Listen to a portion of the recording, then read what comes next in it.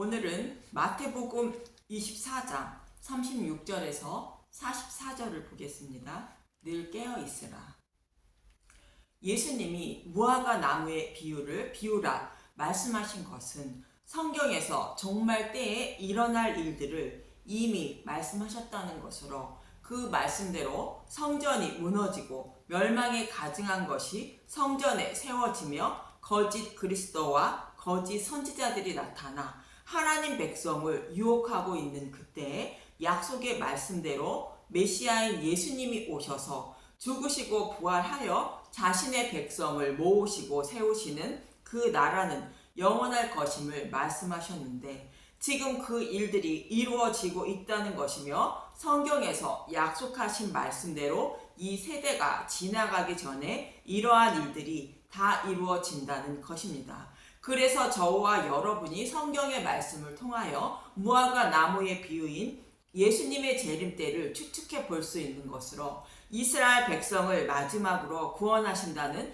약속의 말씀을 통하여 예수님의 재림을 추측해 볼 수 있는 것입니다. 유대인들에게 복음이 전해지고 복음을 받아들이는 모습을 통하여 예수님의 재림의 때가 가까이 왔음을 성경의 말씀을 통하여 알 수 있는 것입니다. 그러나 예수님의 재림의 날은 하늘에 있는 천사들도 모르고 오직 아버지만 아신다는 것이며, 이러한 때에 하나님 백성인 저와 여러분이 어떻게 살아야 하는지 본문에서 말씀하고 있는 것입니다. 본문 36절을 보면 마태복음 24장 36절, 그러나 그날과 그때엔 아무도 모르나니 하늘의 천사들도 아들도 모르고 오직 아버지만 아시느니라.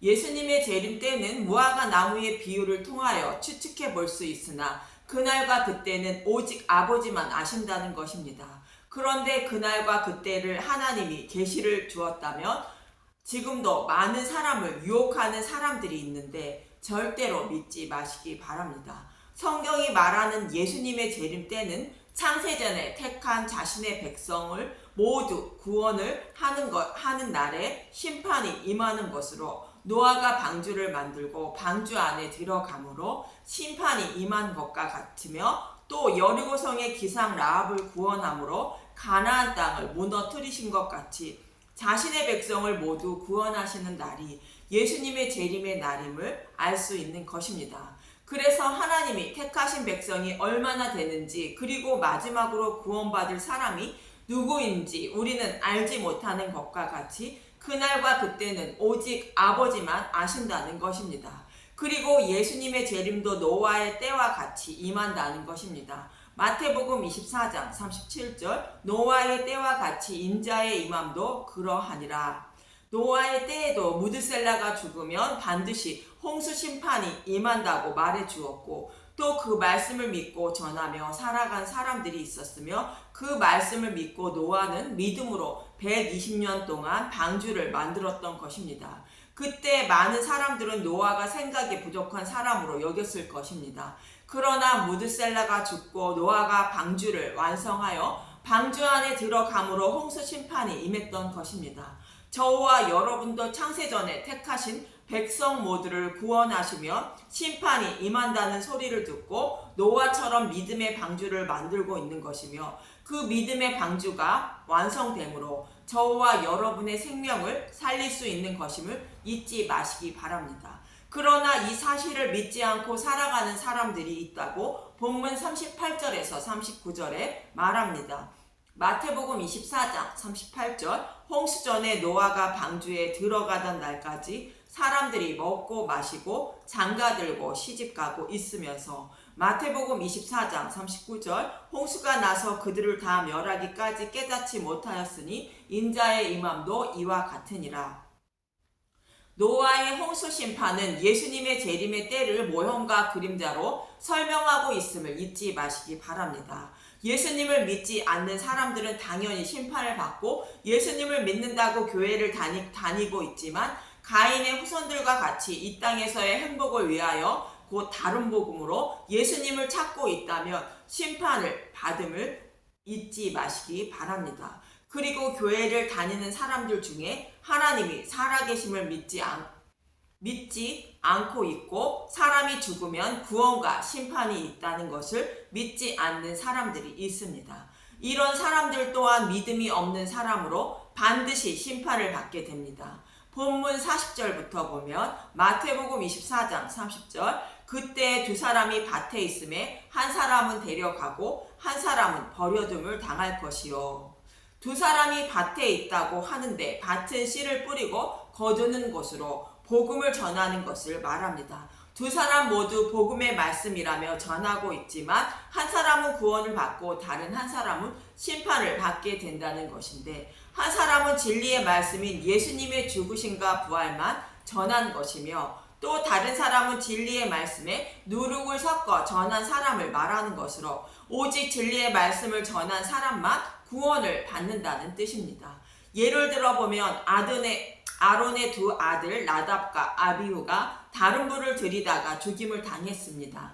레위기 10장 1절 나답과 아비후가 벌을 받다 죽다. 아론의 아들 나답과 아비후가 각기 향로를 가져다가 여호와께서 명령하시지 아니하신 다른 불을 담아 여호와 앞에 분향하였더니 향로의 불은 번제단의 불을 담아 향을 살라야 하는데 다른 불을 담아 향을 사른 것을 말합니다. 번제단의 불은 자신의 백성의 죄를 모두 지고 죽으시고 지옥의 고통을 받으시고 부활하신 예수님의 십자가를 상징하는 것으로 장차 여자의 후손으로 오실 메시아가 약속하신 메시아 언약을 반드시 이루어 주셔서 구원해 달라고 여호와께 간절히 구해야 한다는 뜻이 향로의 번제단의 불을 담아 향을 분향하는 것을 의미하는 것입니다. 그런데 다른 불을 담았다는 것은 예수님의 죽으심과 부활을 구하지 않고 다른 것을 구한 것으로 누룩을 섞어 전하며 예수님을 배척했다는 것입니다. 그래서 진리를 깨달아 진리의 말씀만 전해야 하는 제사장이 다른 복음을 전하는 것이 되어 죽임을 당하게 된 것입니다. 그런데 듣는 사람도 동일하다고 본문 41절은 말합니다. 마태복음 24장 41절 두 여자가 맷돌질을 하고 있음에 한 사람은 데려가고 한 사람은 버려둠을 당할 것이니라. 두 여자는 교회를 말하고 맷돌질을 하는 것은 교회가 생명의 양식을 곧 하나님 말씀을 먹고 있는 것을 말하는데 한 사람은 진리의 말씀만 먹은 자를 말하고 다른 한 사람은 누룩이 섞인 말씀을 먹은 사람을 말합니다. 진리의 말씀을 먹은 사람만 구원을 받는다는 뜻인 것입니다. 사도 바울이 다른 복음은 없다고 외치는 갈라디아서 1장 6절에서 10절을 봅니다. 갈라디아서 1장 6절 다른 복음은 없다. 그리스도의 은혜로 너희를 부르신 이를 이같이 속히 떠나 다른 복음을 떠나는 것을 내가 이상하게 여기노라. 갈라디아 교회에 율법주의자들이 들어와서 예수님도 믿고 율법도 지켜야 구원을 받는다고 가르치자 교인들이 그의 말을 따르게 됩니다. 이 모습을 보고 사도 바울이 다른 복음은 없다고 외치고 있는 것입니다. 우리 주위에도 이런 사람들이 많은데 예수님을 믿되 죄를 하나도 범하지 않아야 곧 율법을 지켜야 구원을 받는다고 전하는 사람들이 있고 또 이것저것 더하여 지키거나 행하여야 구원을 받는다고 전하는 사람들이 있습니다. 우리의 구원은 오직 십자가의 은혜로만 구원을 받는 것이지 그것에 조그마한 것 하나라도 더하거나 빼면 다른 복음이 되는 것입니다. 그래서 성경은 유월절 양의 죽음에 누룩을 넣지 말라고 말하고 있는 것입니다. 갈라디아서 1장 7절 다른 복음은 없나니 다만 어떤 사람들이 너희를 교란하여 그리스도의 복음을 변하게 하려 함이라. 복음의 말씀에 누룩을 넣어 전하여 복음을 변질시키고 있는 것입니다. 갈라디아서 1장 8절 그러나 우리가 혹은 하늘로부터 온 천사라도 우리가 너희에게 전한 복음에 다른 복음을 전하면 저주를 받을지어다. 갈라디아서 1장 9절 우리가 전에 말하였거니와 내가 지금 다시 말하노니 만일 누구든지 너희가 받은 것 외에 다른 복음을 전하면 저주를 받을지어다. 오직 십자가의 은혜로만 구원을 받는 것이지 다른 것을 더하거나 빼면 다른 복음을 전하는 것으로 저주를 받는다고 말합니다. 다른 복음을 전하면 저주를 받는다고 사도 바울은 2번이나 반복하여 외치고 있는 것입니다. 이 말을 하고 사도 바울은 이렇게 말합니다. 갈라디아서 1장 10절 이제 내가 사람들에게 좋게 하라 하나님께 좋게 하랴 사람들에게 기쁨을 구하라 내가 지금까지 사람들의 기쁨을 구하였다면 그리스도의 종이 아니니라. 말씀을 듣는 사람들은 귀를 기울여 해주려는 말과 자신들이 원하는 말만 해주길 원한다는 것입니다. 이스라엘 백성들도 이와 같이 같아서 나라가 멸망하고 포로에 끌려갈 상황인데 지도자들은 평안하다 평안하다라는 말만 하고 있었다는 것입니다. 이것을 알기에 사도 바울은 오직 복음만 전한다는 것입니다. 이처럼 성경은 다른 복음을 전하거나 따르게 되면 반드시 심판을 받는다고 말하고 있습니다. 그러면서 재림의 심판이 언제 임할지 모르니 깨어 있으라 말합니다. 본문 42절에서 44절을 보겠습니다. 마태복음 24장 42절 그러므로 깨어 있으라 어느 날에 너희 주가 임할는지 너희가 알지 못함이니라. 너희도 아는 바니 만일 집주인이 도둑이 어느 시각에 올 줄을 알았다면 깨어 있어 그 집을 뚫지 못하게 하였으리라. 이러므로 너희도 준비하고 있으라. 생각하지 않은 때에 인자가 오리라. 예수님이 언제 임하실지 모르니 깨어 있으라 말합니다.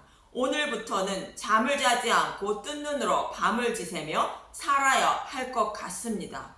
이 말씀은 마태복음 2장 5절에 나오는 열 처녀의 비유와 동일한 말씀입니다. 그럼 깨어 있는 것이 무엇인지 데살로니가전서 5장 1절에서 11절을 봅니다. 데살로니가전서 5장 1절 형제들아 때와 시기에 관하여는 너희에게 쓸 것이 없음은 주의 날이 밤에 도둑같이 이룰 줄을 너희 자신이 자세히 알기 때문이라. 예수님이 본문에서 말씀하신 것처럼 재림의 심판이 언제 임할지 아무도 모른다는 것을 다 알고 있다는 것입니다.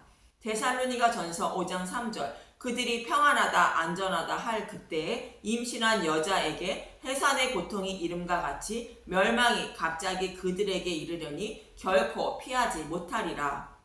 임신한 여인은 반드시 해산의 고통이 따르는 것처럼 재림의 심판은 반드시 임한다는 것이며 그 심판을 어떠한 경우라도 피하지 못한다는 것입니다.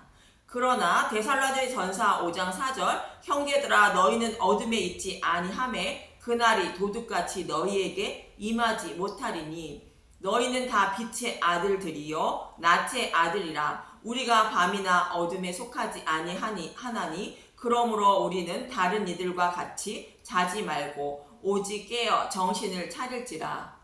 사도 바울이 전한 복음을 믿고 따르는 사람들은 어둠에 있지 않다는 것으로 예수님의 재림의 심판이 임해도 심판을 받지 않는다는 것입니다. 그래서 다른 복음을 따르지 말고 오직 사도 바울이 전한 복음의 말씀만 믿고 따라서 오직 깨어 있는 자가 되어야 한다는 것입니다. 누룩이 섞이지 않는 복음의 말씀만 듣고 따르는 사람이 늘 깨어 있는 자가 된다는 것입니다. 데살로니가전서 5장 7절 자는 자들은 밤에 자고 취하는 자들은 밤에 취하되. 밤에 자고 취하는 것은 누룩이 섞인 다른 복음을 따르는 사람들을 말하는데 밤은 빛이신 예수님을 믿지 않고 어린 양의 죽음에 누룩을 넣어 전하는 것을 따르는 자들을 말하며 이것이 진리의 말씀인지 저것이 진리의 말씀인지 분별하지 못하고 신앙생활을 하는 사람들을 술에 취한 사람으로 비유하여 밤에 취하되라고 말하고 있는 것입니다. 어느 것인지 진리의 말씀인지 모르고 술에 취한 사람처럼 예수님의 이름만 부르며 이 말씀이 복음이라 전하고 이 말씀도 좋고 저 말씀도 좋다고 따르는 사람들을 말합니다. 저와 여러분은 성경이 말씀을 통하여 진리의 말씀이 무엇인지 반드시 알아야 하는 것입니다. 반대로 빛이신 예수님을 믿는 사람들은 낮에 속했다고 말합니다. 데살로니가전서 5장 8절 우리는 낮에 속하였으니 정신을 차리고 믿음과 사랑에 호심경을 붙이고 구원의 소망의 투구를 쓰자. 우리는 사도 바울이 전한 복음을 믿고 있는 자들을 말하는 것으로 정신을 차리고 믿음과 사랑에 호심경을 붙이고 구원의 소망의 투구를 쓰라는 것입니다. 믿음은 약속대로 십자가에서 나의 죄를 대속하시고 부활하신 예수님을 믿음으로 나도 생명으로 부활할 것을 믿는 것을 말하고, 사랑의 호심경은 가슴을 보호해주는 방패를 말하는 것으로 심판받아 마땅한 나를 십자가에서 사랑해 주신 그 믿음을 잃지 않기 위하여 믿음을 간직한 가슴을 보호해주는 보호대를 착용하는 것을 말합니다. 이 말씀은 다른 복음이 아닌 누룩이 들어가지 않은 복음의 말씀만 보고 들음으로 진리의 말씀과 다른 복음을 분별하는 능력이 생겨 믿음을 보호할 수 있다는 뜻입니다. 그리고 구원의 소망의 투구는 예수님이 죽으시고 생명으로 부활한 것처럼 나도 생명으로 부활할 것을 소망하며 살아가는 것을 말합니다. 그래서 예수님은 멸망에 가증한 것인 다른 복음을 전하는 것을 보면 도피처로 예수님께 피하라고 본문에서 말씀하고 있는 것입니다. 데살로니가 전서 5장 9절, 하나님이 우리를 세우심은 노하심에 이르게 하심이 아니요 오직 우리 주 예수 그리스도로 말미암아 구원을 받게 하심이라. 하나님이 저와 여러분을 택하신 것은 심판하시기 위한 것이 아니라 예수님을 믿게 하여 구원하시려고 택하셨다는 것입니다. 데살로니가전서 5장 10절, 예수께서 우리를 위하여 죽으사 우리로 하여금 깨어 있든지 자든지 자기와 함께 살게 하려 하셨느니라. 그러므로 피차 권면하고 서로 덕을 세우기를 너희가 하는 것 같이 하라. 예수님은 택하신 자신의 백성이 깨어 있든지 자든지 생명을 살리려고 죽으시고 부활하셨다는 것입니다. 그래서 저와 여러분이 해야 할 일은 오직 예수님이 이렇게 우리를 사랑하신 복음의 말씀만 듣고 먹어서 믿음을 지키는 사랑의 호심경을 붙이고 구원의 투구를 써야 한다는 것입니다. 열 처녀의 비유에서도 신랑이 오기 전에 모두 졸며 잠을 잤지만 기름 등불을 준비한 5 처녀만 혼인잔치에 참여한 것입니다. 기름 등불은 누룩이 없는 복음의 말씀만 듣고 먹어 믿음을 보호한 사람들을 말하는 것으로, 누룩이 없는 진리의 말씀만 먹고 들음으로 내 안에 계신 성령님이 진리의 말씀을 마음판에 새겨주어 믿음에 이르게 되어 깨어있든지 졸든지 구원을 받게 되는 것입니다. 이처럼 깨어있는 것은 누룩이 섞이지 않는 복음의 말씀만 보고 듣는 것을 말합니다. 또 예수님은 겟세마네 동산에서 기도하실 때 제자들에게 깨어 기도하라고 말씀하십니다. 마태복음 26장 40절에서 46절을 보면, 마태복음 26장 40절, 제자들에게 오사 그 자는 것을 보시고 베드로에게 말씀하시되 너희가 나와 함께 1시간도 이렇게 깨어 있을 수 없더냐. 시험에 들지 않게 깨어 기도하라. 마음에는 원이로되 육신이 약하도다 하시고, 다시 2번째 나아가 기도하여 이르시되 내 아버지여, 만일 내가 마시지 않고는 이 잔이 내게서 지나갈 수 없거든 아버지의 원대로 되기를 원하나이다 하시고, 다시 오자 보신즉 그들이 자니 이는 그들의 눈이 피곤함 일러라. 또 그들을 두시고 나아가 3번째 같은 말씀으로 기도하신 후에 이에 제자들에게 오사 이르시되 이제는 자고 쉬라. 보라, 때가 가까이 왔으니 인자가 죄인의 손에 팔리리라. 일어나라, 함께 가자. 보라, 나를 파는 자가 가까이 왔느니라. 이 말씀은 마음으로는 늘 깨어있어 기도하며 예수님의 재림을 기다리며 살고 싶어 하는 마음은 있지만 사람은 육신이 연약하여 늘 깨어 기도하고 있지 못한다는 것을 말합니다. 그래서 예수님은 일어나 함께 가자는 것으로 육신이 연약하여 깨어있지 못하는 제자들에게 십자가에서 죽으시고 부활하시는 예수님의 모습을 직접 목격하게 하여 마음판에 새겨주시고 구원해 주시려고 일어나 함께 가자고 말씀하시는 것입니다. 마음속에 와 계신 예수님은 저와 여러분에게도 일어나라, 함께 가자라고 말씀하시는 것으로 예수님의 죽으심과 부활을 기록하고 있는 복음의 말씀을 듣고 먹게 하여 믿음에 이르게 하기 위하여 일어나라, 함께 가자고 말씀하시는 것입니다. 그래야 내 안에 계신 예수님이 복음의 말씀을 마음판에 새겨주심으로 믿음에 이르게 되어 졸며 자고 있는 저와 여러분을 늘 깨어있는 자로 여겨주셔서 구원해 주시는 것입니다. 육신이 연약하여 늘 깨어있지 못하는 것을 아시고 깨어있는 자로 여겨주셔서 구원해 주시기 위하여 예수님은 죽으시고 부활하신 것이며 그 복음을 마음판에 새겨주시기 위하여 저와 여러분의 마음속에 예수님은 찾아오셔서 일어나 함께 가자고 말씀하고 있는 것입니다. 이처럼 저와 여러분이 늘 깨어있는 구원을 받는 길은 오직 누룩이 들어있지 않은 복음의 말씀만 듣고 먹어야 하는 것입니다. 예수님의 이름은 부르되 예수님의 죽으심과 부활로 우리도 생명으로 부활한다는 말씀을 빼거나 조금이라도 다른 것을 전하여 전하는 것은 다른 복음이며 멸망에 가증한 것임을 잊지 마시기 바랍니다. 늘 누룩이 들어가지 않는 복음의 말씀만 듣고 먹어서 졸며 자고 있지만 늘 깨어있는 자로 여김을 받아 구원을 받는 저와 여러분이 되시길 간절히 기도합니다. 감사합니다.